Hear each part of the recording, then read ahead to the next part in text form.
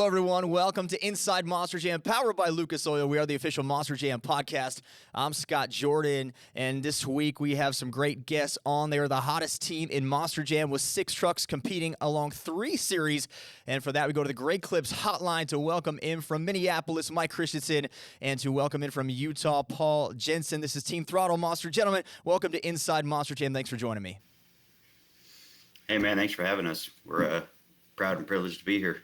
Let's go back to the origins of what would become Team Throttle Monster, which was Craig Christensen's Team KCM. And Mike, we'll start with you. Growing up with your dad as a player in the industry, what are your memories of being a part of Monster Trucks and Monster Jam at an early age? It was kind of a family event. Both my parents, my mom and my dad, drove Monster Trucks and traveled all over the country, and been, before I was the age of 12, I've been to 38 states. And when my oldest brother Casey was good friends with Paul, he would hang out with us at the house or at the shop or whatnot, and they thought it was a good idea to have the parents meet. And as soon as they met, rest is kind of history, and I don't think me and Paul have ever turned away from Monster Trucks ever since. So, Paul, did you know anything about Monster Trucks before you became part of the family, or was it something that you were introduced to when your mom met Mike's dad?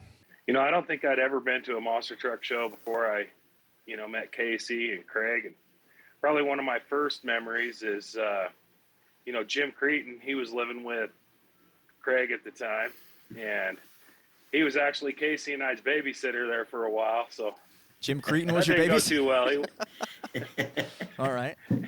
He wasn't a very good babysitter, but the first show I went to was really memorable to me because it was at an outdoor speedway in Hawthorne, Nevada, and about halfway through the show, Craig ran into a light pole and knocked the power out of the whole building, and everybody's cheering and screaming, and I'm like, wow, this guy just knocked the power out of the whole facility, and everybody's happy about it. I got to be a part of this industry.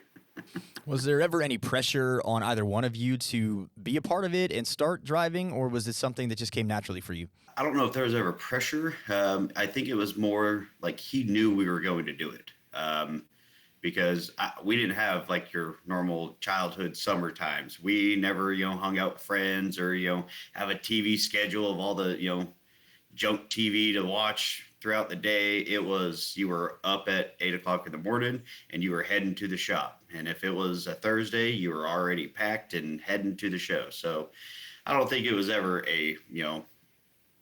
he wanted us to do it. It was, we were going to do it type of situation.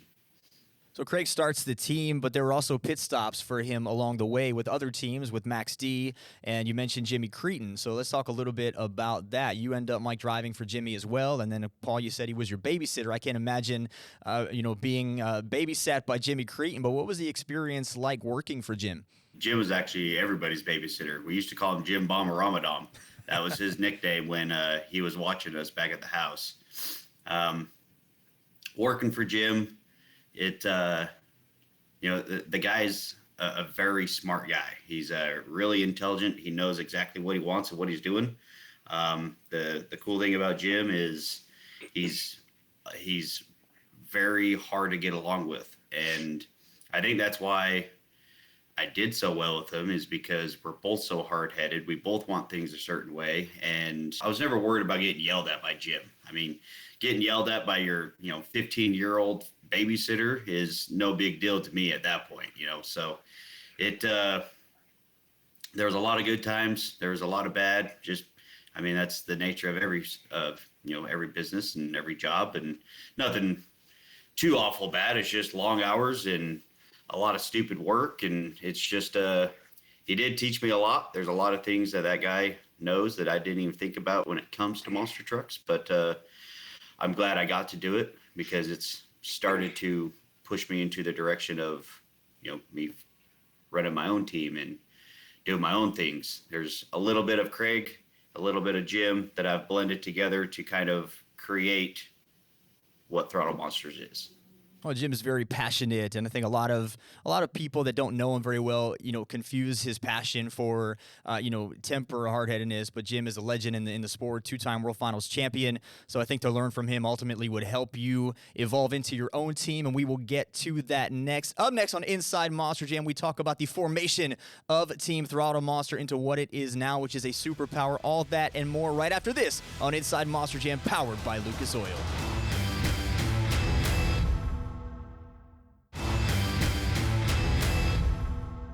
Welcome back to Inside Monster Jam, powered by Lucas Oil. I'm joined this week by Team Throttle Monsters, Paul Jensen and Mike Christensen. We talked about the beginning of Team KCM. Now let's talk about the beginning of Team Throttle Monster. Paul, when did you and Mike start talking about putting together your own team?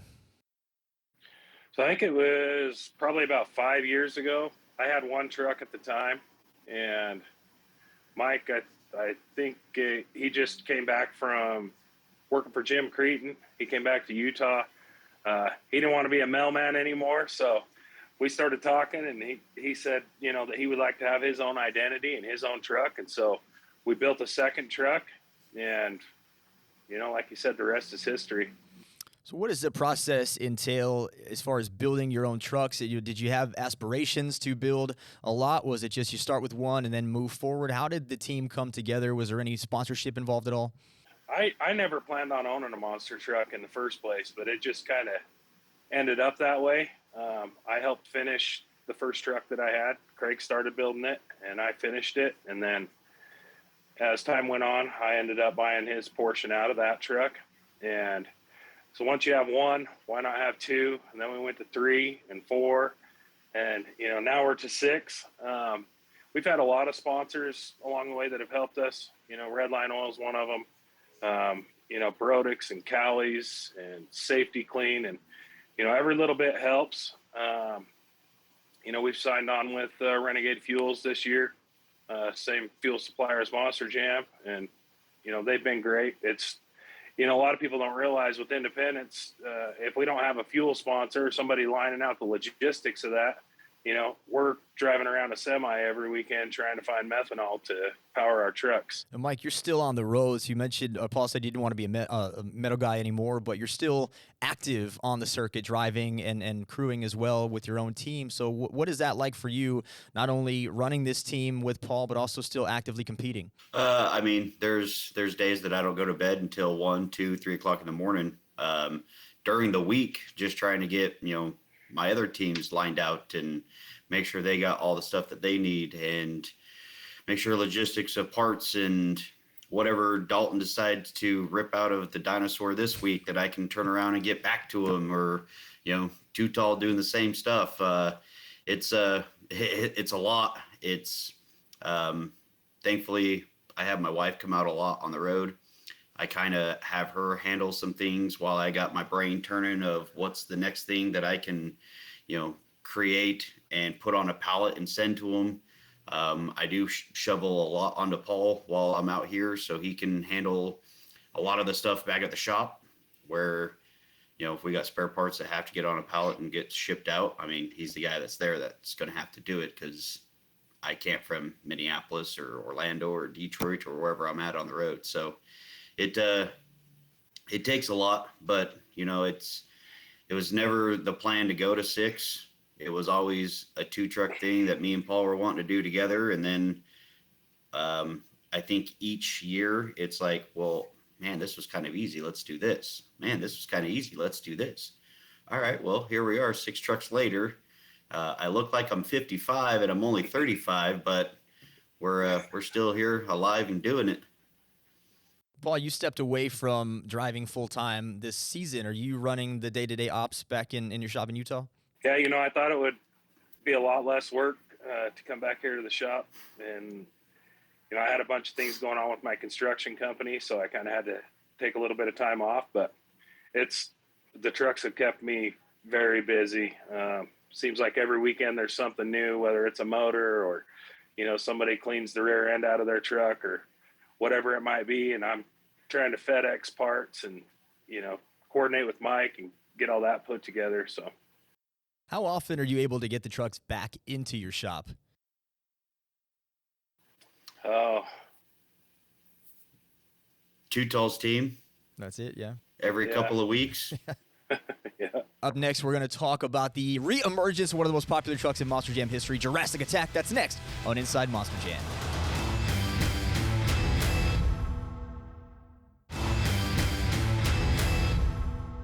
Welcome back to Inside Monster Jam, powered by Lucas Oil. I'm Scott Jordan. This week, I'm joined by Team Throttle Monsters, Paul Jensen and Mike Christensen. Right now, we're going to talk about the re-emergence and the return of one of the most popular trucks in the early 2000s. And back in 2011 in Salt Lake City, Jurassic Attack made its grand debut back into Monster Jam after nearly a decade on the sidelines. Let's talk about how that came to be. I know the legendary owner, founder of that truck, Don Frankish, was involved in this. So how did Jurassic Attack end up coming back to Monster Jam? So Mike and I were sitting down one day, we always had aspirations of, coming back to Monster Jam full time. And that was kind of our goal as we, stepped up the ladder. And we were thinking one night, what would be like if we could bring a truck back that hasn't been running, what would be the coolest one there was? And I remember from driving back in the early 2000s, Jurassic Attack was like the most awesome truck out. Lindsay Wink was driving it, and it ran at the top of the top level of the sport. And so I said, Mike was like, yeah, you should hit up Don and see what he says. So after about a year of negotiations on Facebook Messenger, he finally let us bring back the Jurassic Attack, and he helped us with the new body style and paint job on that truck. He wanted kind of a robotic type look, and so we went with that. And a 3 years later, we decided it's time to just purchase the whole trademark instead of leasing it, and we accomplished that goal this year. Usually I use Facebook to buy, used couches and things like that. You actually purchased a monster truck, a classic historic monster truck on Facebook. That's crazy. Yeah. Yeah, it really is.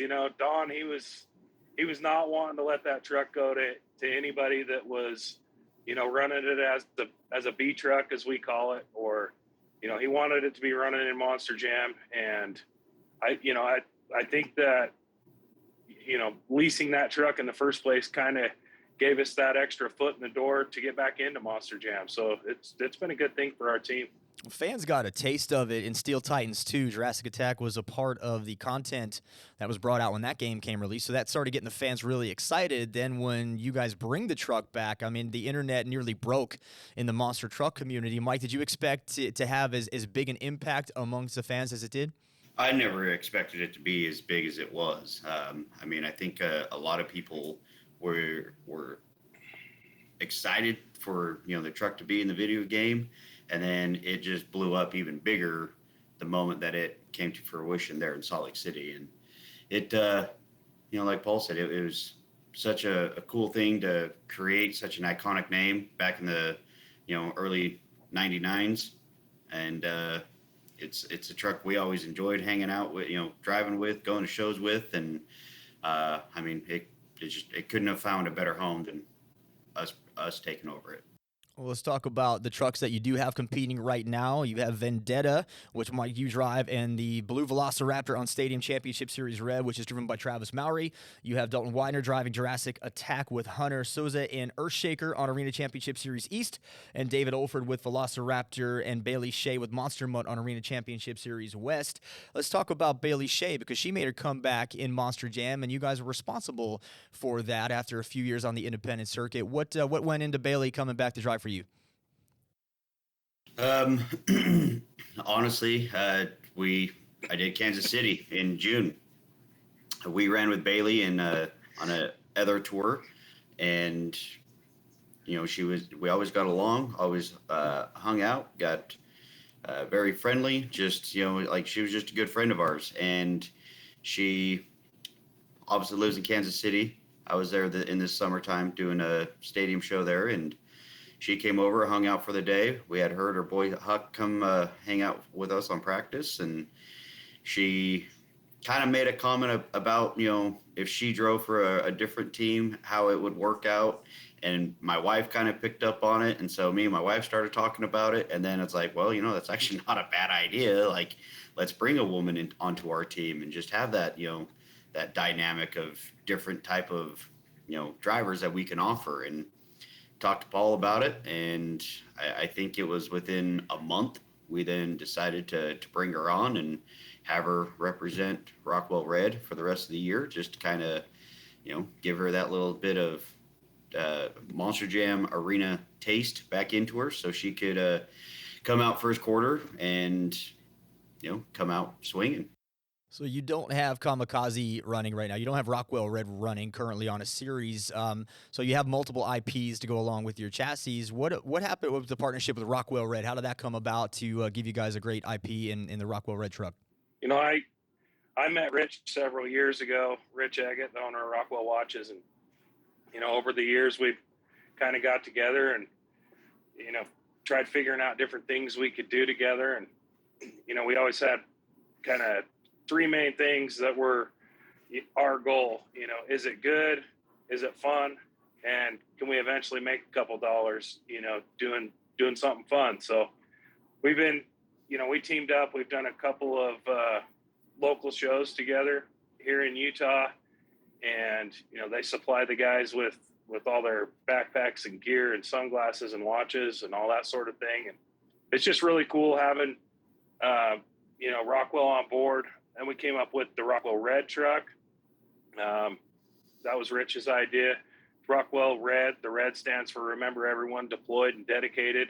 So that's kind of our tribute, as our partnership to all those military, police, fire, paramedics, that sort of thing. I saw the Jurassic Attack watch on Instagram. I commented on it. My birthday is next month, and my 7-year-old asked me what I wanted for my birthday. Usually I say something Star Wars. This year I told her I want the Rockwell Red Jurassic Attack watch in any color. So it's going to be a hot ticket item for my 45th birthday. Let's talk about Travis Mowry a little bit. He comes over from Darren Miguez's team, and now you have both he and his wife Kaylin on your team as well. Travis has really been tearing it up in Velociraptor this year. How did Travis end up driving for you guys last year? I actually needed a fill-in driver in a show in Madison, Wisconsin, I believe. And he was there just helping Darren and Kaylin. There was no plan on having him actually drive. And the guy that I had lined up just didn't quite work out. And we still had 2 shows left. So I was like, hey, dude, you're here. You got your gear. Just drive Paul's truck around. Just make a couple hits, make some noise, and just bring this thing back to the trailer. Well, he did the exact opposite of that and pretty much burned down the arena that we were in. It's like, okay, you have the driving ability and the attitude that we're after. That's what we do. Well, we're into doing stupid stuff. So you kind of fit the realm of Team Throttle Monster. Needed another fill-in guy. I think Zach couldn't make it to a show in Denver in November and flew Trav out, and we called it the Throttle Monster World Finals because we had all 6 of our trucks there, and every single driver acted like it was the last show that we were doing. And I think we had different winners each day, and Travis came in, and I mean, he did a phenomenal job. So seemed to work out pretty well for us, and it helped last year that he was on the tour with his wife, and so they could still tour around together and just kind of go opposite ways once it came time to suit up. Now he's killing it for you guys. And speaking of killing it, Team Throttle Monster's doing that. We'll have more with Mike and Paul when Inside Monster Jam returns.